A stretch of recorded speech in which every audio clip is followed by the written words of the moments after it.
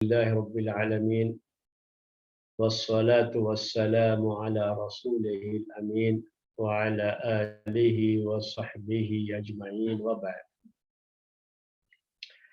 اسلامی تاریخ سے متعلق ہمارا درس پچھلے ہفتے یہاں تک پہنچا کہ علی رضی اللہ تعالی عنہ کی شہادت کے بعد جب انہیں شہید کر دیا گیا عبد الرحمن ابن ملجم نے ان کے اوپر حملہ کیا اور وہی حملہ جس میں وہ زخمی ہو گئے تھے اور بعد میں اسی میں ان کا انتقال ہوا۔ ان کے انتقال کے بعد چونکہ انہوں نے اپنے بعد کسی کو خلیفہ نہیں بنایا تھا، لوگوں نے حسن رضی اللہ تعالی عنہ کے ہاتھ پر بیعت کی۔ یہ جو ہے کوفہ، بصرہ اور حجاز وغیرہ کے علاقے، یمن کا علاقہ، ان علاقوں سے لوگوں نے ان کے ہاتھ پر بیعت کی، ان کو خلیفہ بنا۔ امیر معاویہ رضی اللہ تعالی عنہ کی جماعت شام کا پورا علاقہ اور مصر کا پورا علاقہ یہ ان کے ماتحت نہیں تھا، یہ لوگ ان کے ہاتھ پر بیعت نہیں کیے تھے۔ بعد میں حسن رضی اللہ تعالی عنہ نے چند مہینے گزرنے کے بعد معاویہ رضی اللہ تعالی عنہ کے ساتھ صلح کر لی۔ اس صلح کی تفصیل ہم نے پچھلے درس میں آپ کے سامنے پیش کی، اور اس طریقے سے جو حسن رضی اللہ تعالی عنہ کے نانا کی ان کے بارے میں پیشن گوئی تھی، اور آپ نے کہا تھا صحیح حدیث ہے کہ ان ابنی ھذا سید سیصلح اللہ بہ بین فئتین عظیمتین من المسلمین، کہ میرا یہ نواسا، میرا یہ بیٹا سردار ہے، اور اللہ تعالیٰ اس کے ذریعے سے مسلمانوں کی دو بڑی جماعتوں کے درمیان صلح کرائے گا۔ اور واقعی معنی میں یہ صلح ہو گئی، اور پورے کے پورے مسلمان اب ایک خلیفہ کے ماتحت ہو گئے، اور وہ خلیفہ تھے معاویہ بن ابی سفیان رضی اللہ تعالی عنہ، اور یہاں سے ان کی خلافت کا دور شروع ہوتا ہے، اور اسی کو دولہ امویہ کہا جاتا ہے۔ بنو امیہ کی طرف یہ نسبت ہے، ان کی طرف نسبت کر کے اس پورے جو ہے اس کو حکومت کو دولت الامویت عربی میں کہا جاتا ہے، اموی دور حکومت۔ لیکن بہرحال اب یہ نسبت جو ہے وہ امیہ کی طرف ہے۔ ظاہر سی بات ہے کہ یہ سب مسلمان تو نہیں تھے، تو ان کی طرف نسبت کرنے کے بجائے اگر یہ نسبت سفیان کی طرف کر دی جائے، کیونکہ معاویہ رضی اللہ تعالی عنہ کے والد سفیان تھے، ابو سفیان، تو اسی لیے بعض لوگ اس کو الدولت السفیانیہ لکھتے ہیں، کہ اگر یہ لکھتے تو زیادہ اچھا ہے کہ یہاں سے تو اسلام کا دور شروع ہوتا ہے ان کا، یعنی سفیان جو کہ معاویہ رضی اللہ تعالی عنہ کے والد تھے، ابو سفیان، یہ مسلمان ہوئے، تو یہ اسلامی دور یہاں سے شروع ہوتا ہے۔ اگر اس کو اسی کے ساتھ جوڑ کر کے رکھا جاتا تو اچھا تھا۔ جیسے اس کے بعد کا جو دور آتا ہے وہ بنو عباسیہ کا دور کہلاتا ہے، یعنی اس کی نسبت جو ہے عباس رضی اللہ تعالیٰ عنہ جو کہ مسلمان تھے، اللہ کے رسول صلی اللہ علیہ وسلم کے چچا تھے، مسلمان تھے، ان کی طرف نسبت کر کے تو ایک اسلامی کم سے کم نسبت ہوتی ہے۔ لیکن یہ جو اموی جو ہے خلافت کہتے ہیں، تو نسبت اصل میں ایک ایسے شخص کی طرف نہیں ہو رہی ہے جو مسلمان تھا، بلکہ ایک ایسے شخص کی طرف ہوتی ہے جو مسلمان نہیں تھا۔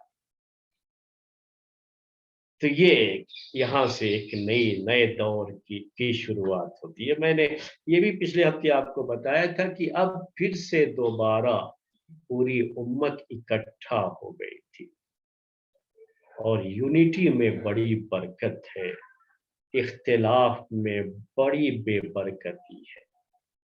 علی رضی اللہ تعالی عنہ کا پورا دور خلافت اسی اختلاف کی نظر ہو گیا۔ عثمان رضی اللہ تعالی عنہ کے دور خلافت کا آخری حصہ، ان کی خلافت کا آخری حصہ جب فتنے نے سر اٹھایا تھا اور سبائی پارٹیوں نے ان کے خلاف محاذ بنایا تو وہ بھی بہرحال فتنوں کی نظر ہوا، لیکن علی رضی اللہ تعالیٰ عنہ کا تو پورا دور خلافت ہی اس کی نظر ہو گیا، اختلاف ہی رہا، امت اکٹھا نہیں ہو سکی۔ اور یاد رکھیے اجتماعیت میں برکت ہے، یونٹی میں اللہ تعالیٰ نے برکت رکھی ہے، اور جب یہ الگ الگ ہوتے ہیں تو پھر نہ مضبوطی ہوتی ہے، نہ قوت ہوتی ہے، نہ اللہ تعالیٰ کی تائید حاصل ہوتی ہے، نہ ہی برکت ہوتی ہے، سب بکھرا بکھرا رہتا ہے۔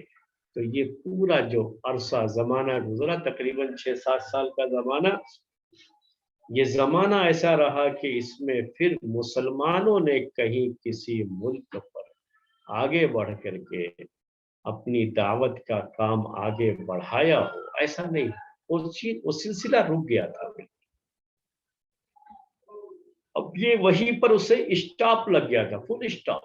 کیوں کہ اب یہ قوم جو ہے اپنے داخلی مسائل سے جھوج رہی تھی اس وقت، داخلی انٹرنل جسے کہتے ہیں آج کی زبان، یہ انٹرنل ان کے اتنے پرابلمس ہو گئے، کریٹ ہو گئے کہ یہ اسی کو حل کرنے میں لگے رہے۔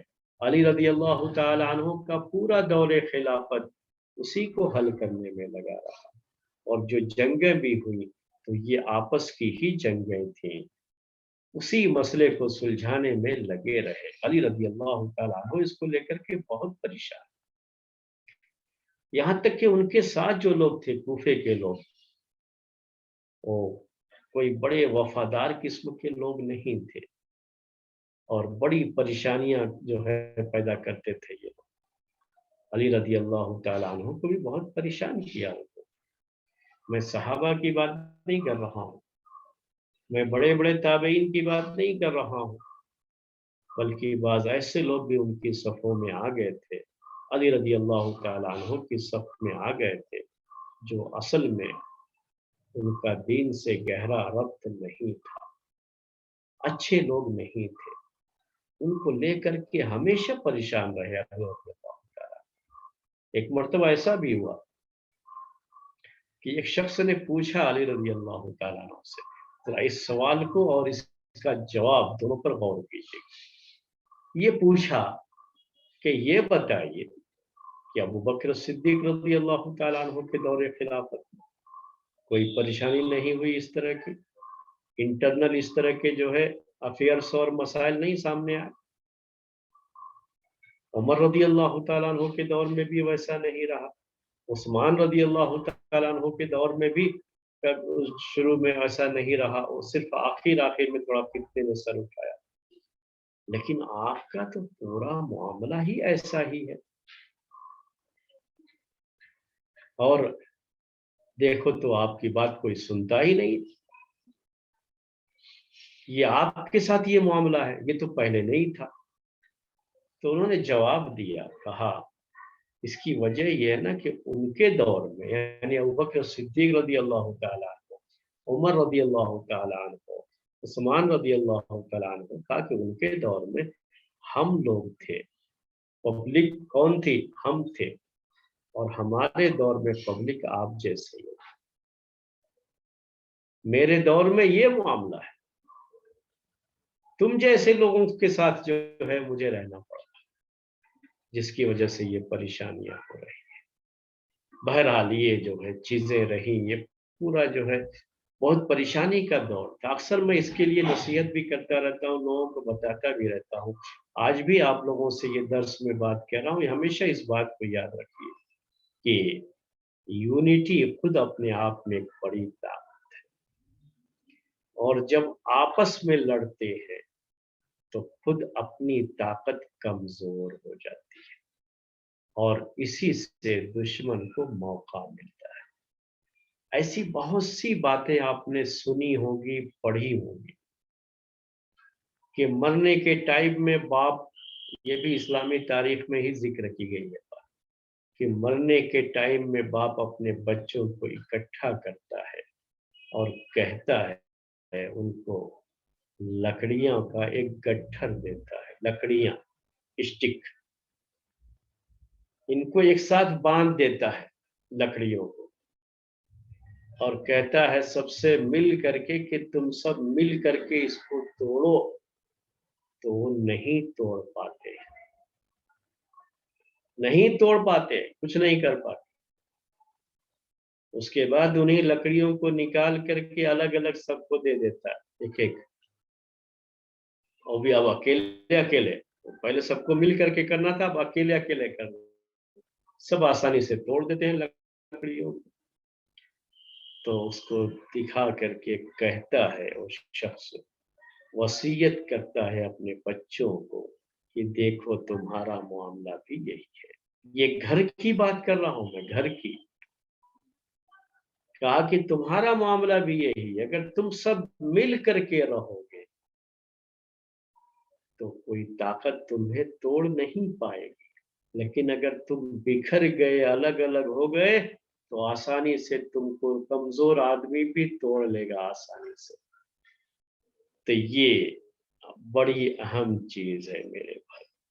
कुरान में भी अल्लाह तबारक व तआला ने हमको इसी बात की तालीम, लेकिन बड़ी मुश्किल ये है आज हमारी, अल्लाह ताला हिदायत दे उन उलमा को, नाम नेहाद उलमा को, जिन्होंने उलमा के नाम पर पट्टा लगाया है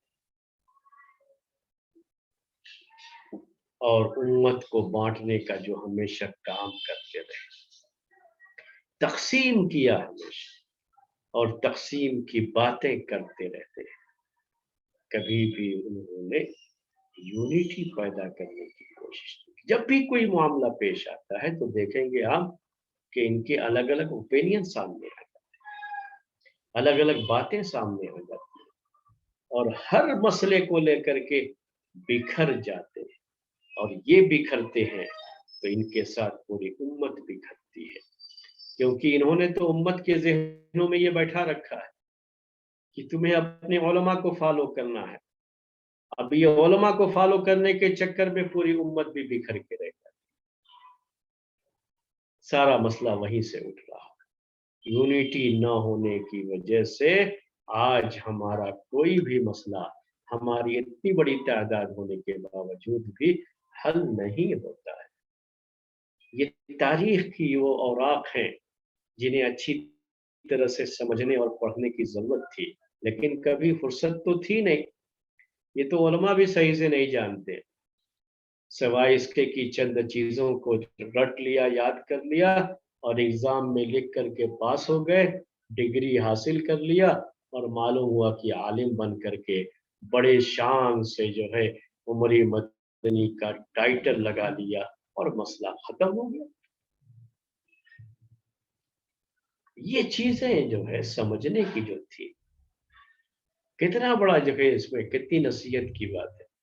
फिर से हसन रदी अल्लाह तआला अन्हु जब अमीर मुआविया रदी अल्लाह तआला अन्हु के साथ सुलह कर लेते हैं, तो पूरी उम्मत जब इकट्ठा होती है तो नए सिरे से मेरे भाइयों फिर से एक नए दौर का आगाज होता है। और कैसे ये हुकूमत फिर आगे बढ़ती है और किस तरीके से ये फिर जो है दावत का ये काम कितना जो है आगे बढ़ जाता है। आपको ये बनु उमैया की तारीख में आपको फिर से ये चीज नजर आएगी।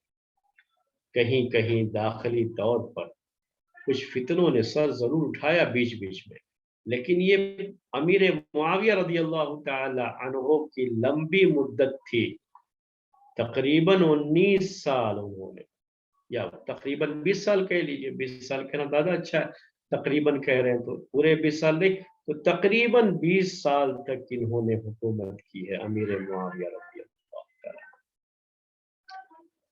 और इसमें सबसे लंबी मुद्दत उन्हीं की रही है, 20 साल तक हुकूमत की और पूरी उम्मत एक साथ रही। दावत का ये कारवां बहुत दूर तक फैला, यहाँ तक कि उन्होंने बाकायदा जो है इस सिलसिले में जो बाहरी बेड़ा कहा जाता है, नेवी फौज जिसे आजकल आप कहते हैं, उसकी शुरुआत اسلامی تاریخ میں سب سے پہلے انہوں نے کی تھی، امیر معاویہ رضی اللہ تعالیٰ۔ یہاں سے وہ سلسلہ میرے بھائیوں پھر سے شروع ہوتا ہے، کیونکہ یونٹی آ گئی تھی اور جو داخلی انتشار تھا وہ ختم ہو گیا تھا، اب وہ برکت شروع ہوتی ہے۔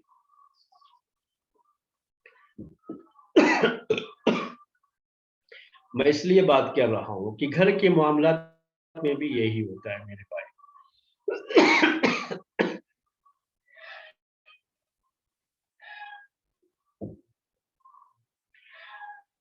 گھر کے معاملات میں بھی یہی ہوتا ہے، جب تک یونٹی ہوتی ہے تو آپ کے مسائل گھر کے بڑے جو ہے پرسکون انداز میں ہر مسئلہ حل ہوتا ہے۔ یہ تاریخ کے درس کا ایک فائدہ اور جو ہے مقصد یہ بھی ہے کہ ہم اس کے لحاظ سے اپنے حالات کے بارے میں بھی بحث کرتے ہیں۔ گھر کے اندر جب گھر میں انتشار شروع ہو جاتا ہے، گھر کا جو انٹرنل معاملہ ہوتا ہے، اگر اس میں شوہر کوئی کسی اور طرف، بیوی جو ہے اس کی کسی اور طرف، بچے کسی اور طرف، تو سب کی سب جو ہے بکھراؤ ہوتا ہے، برکت ختم ہو جاتی ہے، پریشانیاں جنم لیتی ہے، حالات صحیح نہیں رہتے، بچوں کی گروتھ صحیح سے نہیں ہوتی ہے، بچوں کی تربیت صحیح سے نہیں ہو پاتی ہے، اور بچے ایک اچھے ماحول میں پرورش نہیں پاتے۔ نقصان کس کا ہوتا ہے؟ کسی اور کا نہیں، اپنے گھر کا ہی ہوتا ہے۔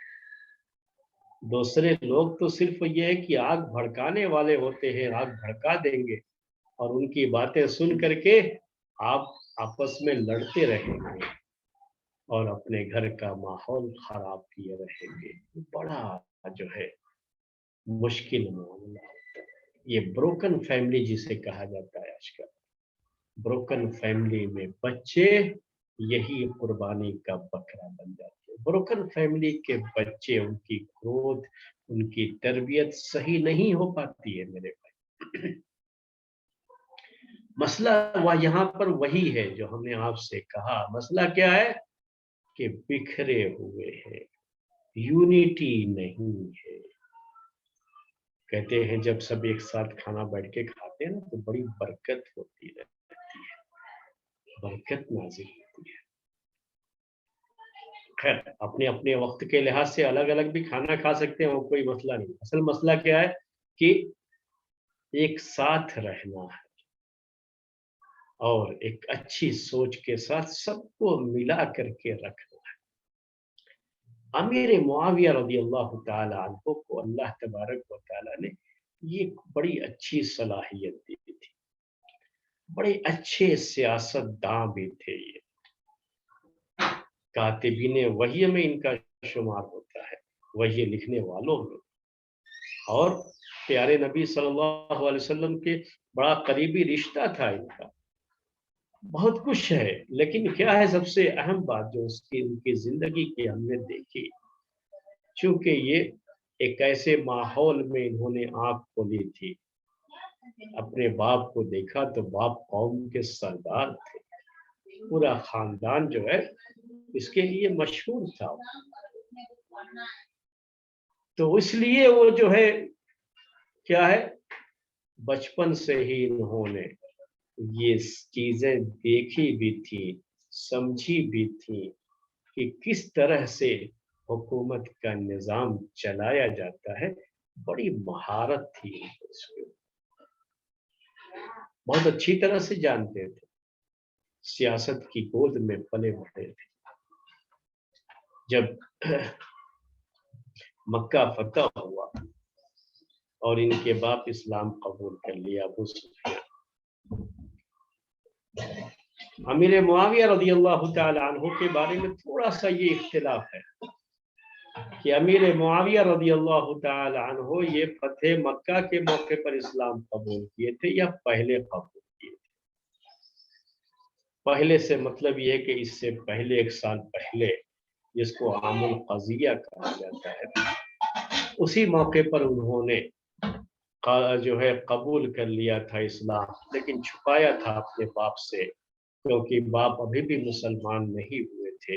اسلام کو ظاہر کیا تھا فتح مکہ کے موقع پر۔ جو بھی معاملہ، مسئلہ یہ ہے کہ فتح مکہ کے موقع پر انہوں نے اسلام قبول کیا، اور حنین کی جنگ میں پیارے نبی صلی اللہ علیہ وسلم کے ساتھ ہے۔ اس کے بعد حنین کی جنگ ہوئی ہے تو اس میں ساتھ ہے۔ اس کے پہلے تو چونکہ اگر ہم یہ مان بھی لیتے ہیں کہ انہوں نے پہلے اسلام قبول کیا تھا، تب بھی چونکہ یہ اپنے باپ کے ساتھ ہی تھے، مکے ہی میں تھے اور ہجرت کر کے مدینہ نہیں آئے تھے، اسی لیے پیارے نبی صلی اللہ علیہ وسلم کا ساتھ نہیں تھا۔ لیکن یہ جو چند کہیے کہ مہینے ہی یا 2 سال ہی مان لیجئے مدت جو ملی پیارے نبی صلی اللہ علیہ وسلم کے ساتھ، جو اس میں اتنا قریبی بنایا اللہ کے رسول صلی اللہ علیہ وسلم نے ان کو، کہ ان کو بھی وحی لکھنے والوں میں، جو کہ ایک بڑا اہم جو ہے اس زمانے کا عہدہ تھا، بڑا اہم منصب تھا، یعنی بہت ہی سینسیئر کہہ لیجئے جو ہے یہ، اور اس زمانے کا ایک عہدہ تھا یہ، اور بڑے ہی جو ہے مخلص آدمی اور بہت ہی ٹرسٹ ورتھی جو آدمی ہوگا، اسی کو اس کام کے لیے لگایا جا سکتا ہے، کسی بھی شخص کو نہیں رکھا جاتا، اور وہ بھی ایک ایسے شخص کو جو ابھی بھی اسلام قبول کیا۔ لیکن پیارے نبی صلی اللہ علیہ وسلم نے رکھا، اس کا مطلب کیا ہے کہ آپ نے ان کے اوپر اپنا پورا ٹرسٹ دکھایا، پورا بھروسہ دکھایا ان کے اوپر، اور یہ سب چیزیں امیر معاویہ رضی اللہ تعالی عنہ کی تعریف میں کہی جائیں گی، ان کی اہمیت کو بتاتی ہیں یہ چیزیں میرے بھائی، کتنی اہم شخصیت تھی اسلام کی، ان کی پرسنالٹی کتنی جو ہے اہم تھی۔ اللہ کے رسول صلی اللہ علیہ وسلم نے ان کے اوپر اپنا اعتماد جگا اور ان کو وحی لکھنے والوں میں شمار۔ پیارے نبی صلی اللہ علیہ وسلم کا ساتھ ہم نے آپ سے کہا بہت لمبا نہیں تھا ان کا، کیونکہ فتح مکہ کے موقع پر ہی ان کا اسلام ظاہر ہوا۔ اب اس کے بعد ابو بکر صدیق رضی اللہ تعالی عنہ کا دور خلافت آیا، تو مرتدین سے جو جنگیں ہوئی ہیں، فتنہ ارتداد جو شروع ہوا تھا ابو بکر صدیق رضی اللہ تعالی عنہ کے دور، بڑا فتنہ تھا۔ اس فتنے کو ختم کرنے کے لیے جن صحابہ کرام کو روانہ کیا گیا، اور جن صحابہ کرام نے اس میں بڑی جو ہے اہم خدمت انجام دی ہے، ان میں سے ایک امیر معاویہ رضی اللہ تعالی عنہ بھی تھے۔ ابو بکر صدیق رضی اللہ تعالی عنہ نے ان کو جو ہے کام پر لگایا اس کے لیے، اور انہوں نے خدمت انجام دی اسلام کے لیے، اسلام کی سربلندی کے لیے اپنی ہر طرح کی قربانی دینے کے لیے تیار۔ ابو بکر صدیق رضی اللہ تعالیٰ عنہ کا دور خلافت بھی کوئی بہت لمبا نہیں تھا، آپ جانتے۔ اس کے بعد جب عمر رضی اللہ تعالیٰ عنہ خلیفہ بنتے ہیں، تو ان کو یعنی معاویہ رضی اللہ تعالیٰ عنہ شام کے علاقے کا، جہاں پر ان کے بھائی یزید بن ابی سفیان ان کو گورنر بنایا گیا تھا، تو اس علاقے کی ذمہ داری معاویہ رضی اللہ تعالی عنہ کو عمر رضی اللہ تعالی عنہ دے دیتے ہیں۔ یعنی عمر رضی اللہ تعالی عنہ کے دور خلافت میں بھی انہوں نے ان کے اوپر بھروسہ جتایا، ان کو بھی پتا تھا کہ یہ بڑے قابل شخص ہے اور بڑی اچھی طرح سے گورنری کے فرائض کو انجام دے سکتے ہیں، یہ ایک باصلاحیت آدمی ہے، کوالیفائڈ ہیں اس کے لیے۔ کس کام کے لیے؟ کہ گورنر ان کو بنایا جائے، ان کو جو ہے حکومت کا عہدہ دیا جائے۔ انہوں نے بھروسہ جتایا، کون؟ عمر رضی اللہ تعالی، جو کہ لوگوں کو پہچاننے کے تعلق سے ان کو بڑی صلاحیت دی تھی اللہ تبارک و تعالیٰ نے۔ معلوم ہے ان کے بارے میں، آپ بھی جو ہے بار بار پڑھ چکے ہیں، سن چکے ہیں ان کے بارے میں کہ کیسے لوگوں کی پہچان رکھتے تھے، کیسے لوگوں کو پہچان لیتے تھے۔ عمر رضی اللہ تعالیٰ عنہ اپنے گورنروں کے ساتھ بڑے سخت تھے اور بڑی سختی سے محاسبہ کرتے تھے ہر ایک کا، چھوڑ نہیں دیتے تھے ایسے۔ ان کے پورے دور خلافت میں امیر معاویہ رضی اللہ تعالیٰ عنہ شام کا جو علاقہ جس کے یہ گورنر بنائے گئے اس پر یہ باقی رہے۔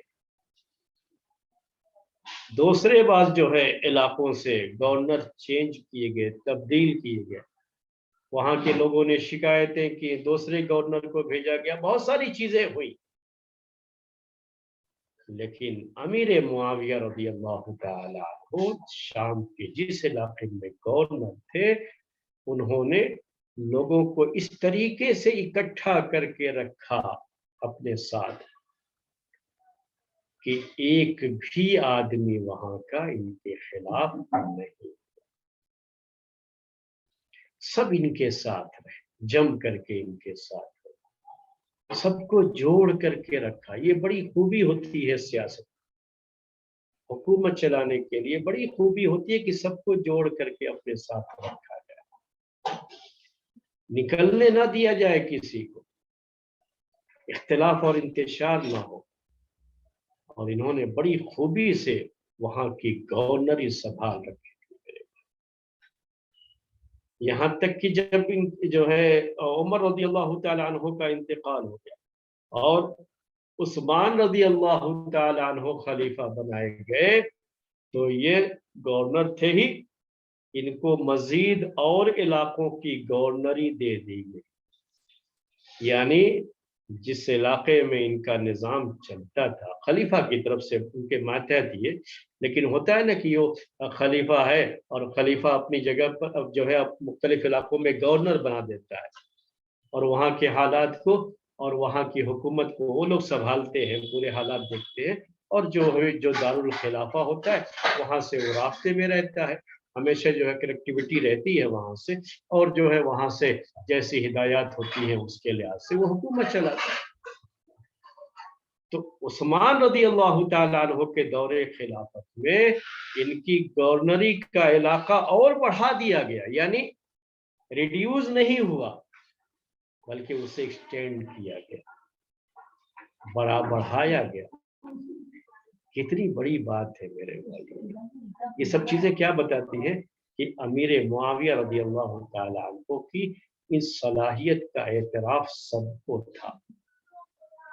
ابوبکر صدیق رضی اللہ تعالیٰ عنہ، پہلے خود اللہ کے رسول صلی اللہ علیہ وسلم نے، ابوبکر صدیق رضی اللہ تعالیٰ عنہ نے، عمر رضی اللہ تعالیٰ عنہ نے، عثمان رضی اللہ تعالیٰ عنہ، سب نے جو ہے ان کے اندر اپنا بھروسہ جتایا اور ان کی گورنری کو باقی رکھا اور ان کو مختلف ذمہ داریاں دی، اور ان ذمہ داریوں کو انہوں نے بخوبی نبھایا بھی، کہ ہمیشہ اس میں اضافہ ہوتا گیا، ان کی ذمہ داریوں میں اسے ریڈیوز نہیں کیا گیا۔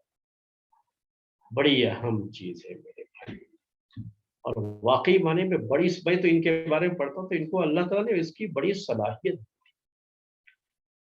علی رضی اللہ تعالیٰ عنہ کا دور خلافت آیا تو آپ جانتے ہیں کہ وہ عثمان رضی اللہ تعالیٰ عنہ کے قاتلین کے مسئلے کو لے کر کے، ان سے قصاص کے مسئلے کو لے کر کے ان کا اور جو ہے علی رضی اللہ تعالیٰ عنہ کے درمیان یہ اختلاف رہ گیا، صفین کی جنگ بھی ہوئی، ساری چیزیں ہوئیں، آخر کار جو ہے جب ان کے بیٹے حسن رضی اللہ تعالیٰ عنہ کو خلافت ملتی ہے تو پھر سے جو ہے وہ خلافت سے دستبردار ہو کر کے امیر معاویہ رضی اللہ تعالیٰ عنہ کو خلیفہ چن لیتے ہیں، اور یہ اب اکیلے خلیفہ ہوتے ہیں، پوری اسلامی حکومت ان کے ماتحت ہوتی ہے، پورا اسلامی ایریا اب تنہا خلیفہ یہ ہے، یہاں سے ان کی خلافت کا آغاز ہوتا ہے، شروعات ہوتی ہے، اور یہ واقعی اس کے اہل تھے۔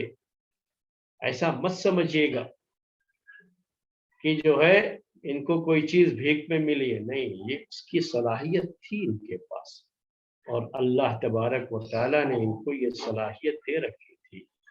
और इसका नतीजा ये रहा कि अल्लाह तबारक व तआला ही की तौफीक से कि पूरी उम्मत फिर इकट्ठा रही। और 1-2 साल की बात नहीं, तकरीबन 20 साल इनकी हुकूमत का जो दौर रहता है, और शाम का इलाका यही जो है इनका दारुल खिलाफा बनता है, वहीं पर ये जो है खलीफा, और इनका जो कैपिटल सिटी होता है वही शाम का एरिया होता है, और पूरी जो है उसमें हुकूमत करते हैं। ये है अमीर मुआविया रज़ी अल्लाह ताला। इनके फजाइल के लिए इतना काफी है कि प्यारे नबी सल्लल्लाहु अलैहि वसल्लम कहते हैं कि मेरी उम्मत में सबसे पहले मेरी उम्मत में लोग जो समंदर का सफर करेंगे लड़ाई के लिए, यानी दूसरे अल्फाज में कह लीजिए कि बाहरी बेड़ा, जिसे आजकल कहते हैं नेवी फौज, जिसे आप कहते हैं इंग्लिश में, जो लोग जो है उसमें शरीक होंगे, उन सब के लिए जन्नत वाजिब हो जाएगी। फ़क़द औजबु का लफ्ज़ है उसमें, जन्नत वाजिब हो जाएगी। और ये बहरी बेड़ा किसने बनाया था? अमीर मुआविया रज़ी अल्लाह तआला अन्हु ही ने बनाया। तो ये है मुआविया रज़ी अल्लाह। कभी भी आप उन रिवायतों की तरफ मत जाइएगा जो रिवायतें शीई तारीख से मुतासिर है, और बहुत सारी जो है अमीर मुआविया रज़ी अल्लाह तआला अन्हु के ताल्लुक से गलत बातें जिक्र करते हैं, चूंकि उनको बहुत दुश्मनी, शियों को इनसे बड़ी दुश्मनी है। उसके लिए जो है पता नहीं क्या क्या बातें जो है पेश करते रहते हैं इनके बारे में। और जब ये बात जिक्र की जाती है, पहले मैंने जिक्र किया था कि जब अली रज़ी अल्लाह तआला अन्हु को जख्मी किया गया, शहीद हो गए, तो मुआविया रज़ी अल्लाह तआला अन्हु को बहुत सख्त तकलीफ हुई। इस वाक़े की वजह से उन्होंने अपने गम को जाहिर किया, और बयान करने वाले ये बयान करते हैं कि उनकी आंखों से आंसू जारी थे। और जब उनसे ये पूछा गया कि वो तो आपके साथ हमेशा जो है लड़ते रहे, जंग सिफ़ीन का वाक़या पेश आया, फिर आप उनके मरने पर तो आपको खुश होना चाहिए, ये आंसू क्यों? तो क्या कहा, आज फ़िक़्ह का इमाम चला गया, आज क़ज़ा लोगों के दरमियान फैसले करने का जो माहिर शख्स था वो चला गया दुनिया से। यानी बहुत तारीफें की अली रज़ी अल्लाह तआला अन्हु की। एक मर्तबा उनसे ये कहा गया कि आप अली रज़ी अल्लाह तआला अन्हु के औसाफ बयान कीजिए, तो उनकी अरबिक लैंग्वेज भी बहुत अच्छी थी मुआविया रज़ी अल्लाह तआला अन्हु की, तो बड़े अच्छे अंदाज में जो है उनकी तारीफ उन्होंने बयान। तो ये सारी चीजें थी, यानी कहीं ऐसा नहीं था कि कोई दुश्मनी रही हो आपस में। ये दुश्मनी जो शिया जाहिर करते हैं, असल में ये दुश्मनी शियों की है। न अली रज़ी अल्लाह तआला अन्हु के दिल में अमीर मुआविया रज़ी अल्लाह तआला अन्हु को लेकर के न कोई दुश्मनी थी, और न मुआविया रज़ी अल्लाह तआला अन्हु के दिल में अली रज़ी अल्लाह तआला अन्हु को लेकर के कोई बुग़्ज़ नहीं था। इस पर भी इसके बारे में क्या लिखते हैं आपको बताऊं, शीई तारीख पढ़ेंगे आप तो क्या लिखते हैं कि अली रज़ी अल्लाह तआला अन्हु की वफात पर अमीर मुआविया रज़ी अल्लाह तआला अन्हु का आंसू बहाना ऐसे ही है जैसे इब्लीस आदम अलैहिस्सलाम के जन्नत से निकाले जाने पर आंसू बहा रहा। यानी बात इस तरह की करते हैं। कैसे है ये? जैसे इब्लीस जिसने खुद ही जो है कोशिश की है, और जो है आदम अलैहिस्सलाम को उस जो है दरख्त के करीब ले गया, सब कुछ उसी की तरफ से हुआ, और फिर जो है बैठ करके आंसू बहाए कि इनको जन्नत से निकाल दिया। तो जाहिर सी बात है कि वो आंसू नहीं, वो तो खुशी की बात होती है। तो इस तरह की बात जो है जिक्र करते हैं उनके बारे में, ऐसे बयान करते हैं इन चीजों को। جو کہ بالکل غلط ہے چیزیں. اور کبھی بھی یاد رکھ لیجئے یہ حسن رضی اللہ تعالی عنہ کے بارے میں بھی ہم یہ بات ذکر کرتے ہیں کہ حسن رضی اللہ تعالی عنہ نے صلح کر لی امیر معاویہ رضی اللہ تعالی عنہ کے ساتھ اور ان کو خلیفہ تسلیم کر لیا، لیکن شیعہ اس کو نہیں مانتے.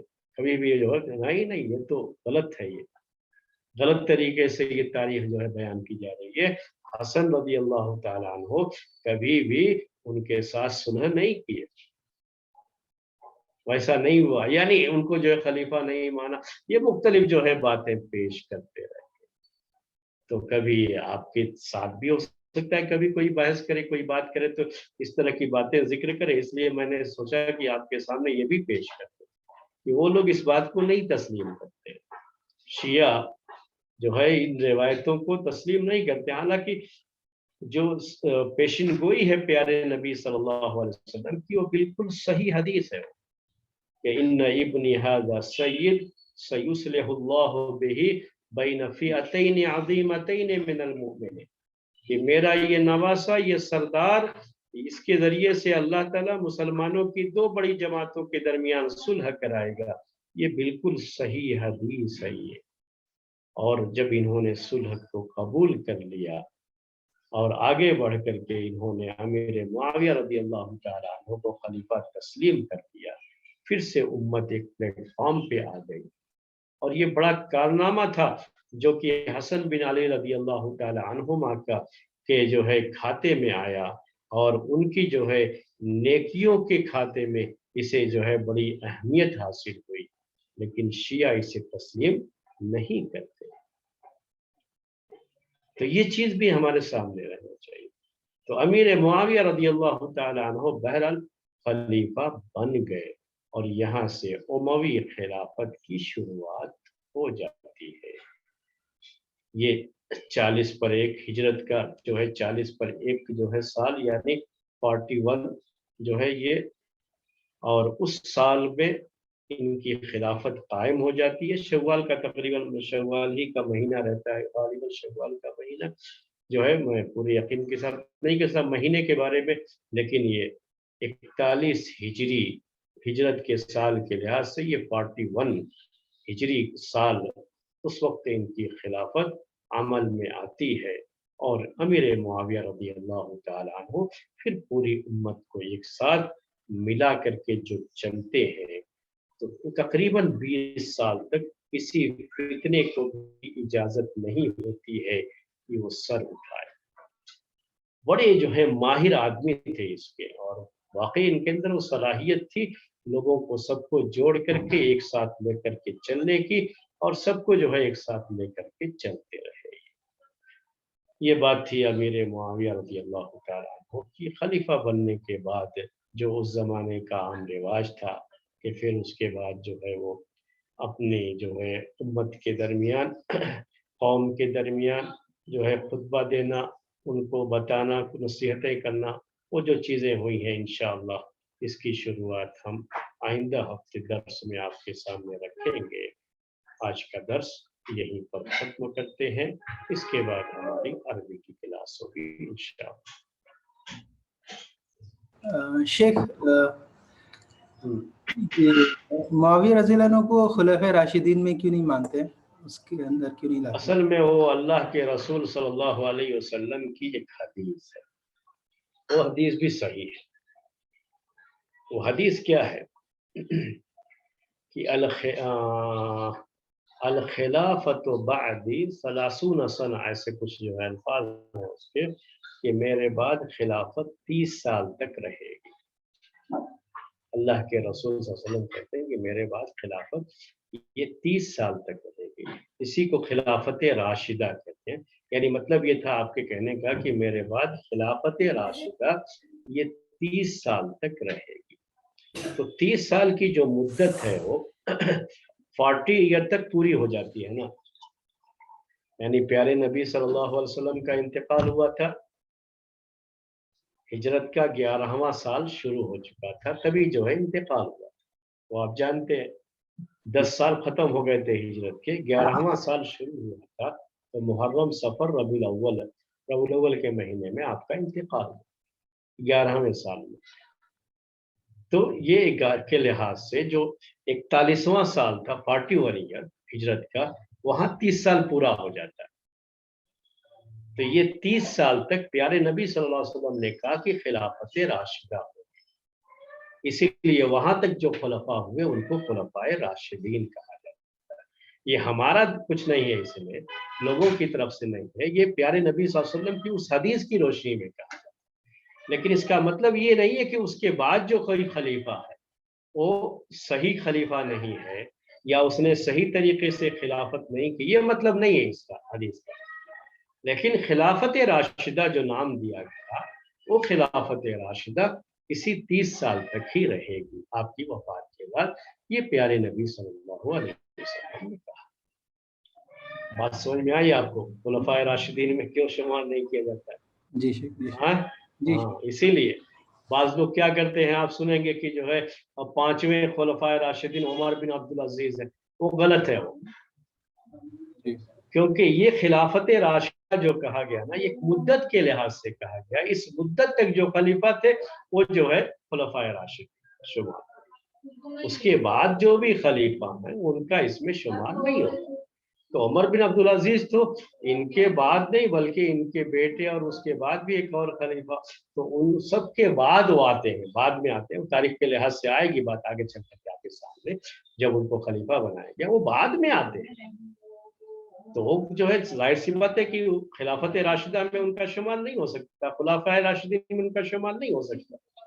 एक मरतबा इमाम अहमद बिन हम्बल से पूछा गया इसके बारे में कि क्या उमर बिन अब्दुल अजीज खुलफाए राशिदीन में से हैं, तो कहा कि अगर खुलफाए राशिदीन में शुमार ही करना होता तो अमीर मुआविया को शुमार किया गया हो, क्योंकि वो सहाबी है। ये उमर बिन अब्दुल अजीज तो सहाबी नहीं है, जानते हैं। तो कहा अगर ये मसला होता तो इनको ना शुमार किया जाता उसमें। तो ये तो मुद्दत जो बयान की प्यारे नबी सल्लल्लाहु अलैहि वसल्लम ने, उसके लिहाज से जहां वो उसका एंड होता है वहां तक के लोगों के लिए खुलफाए राशिदीन ये इस्तेमाल किया जाता है। लेकिन इसका मतलब ये नहीं है कि उसके बाद जो खलीफा हुए तो बिल्कुल जो है गुमराह थे, रास्ते से हटे हुए थे, इसका मतलब ये नहीं है। उनकी खिलाफत भी सही है अपनी जगह पर, और उन्होंने अपनी खिलाफत में बड़े अजीम कारनामे अंजाम दिए। आप जब अभी बात आएगी ना अमीर मुआविया रज़ी अल्लाह ताला अन्हु की खिलाफत की तफसील से बात आपके सामने आएगी, तो आपको अंदाजा होगा कि उम्मत पर उनके कितने बड़े बड़े एहसानात हैं और उनकी खिलाफत के दौर में कितने अहम अहम कारनामे अंजाम पाए हैं। वो सब चीजें आएंगी इंशाअल्लाह। ठीक है। जी शेख।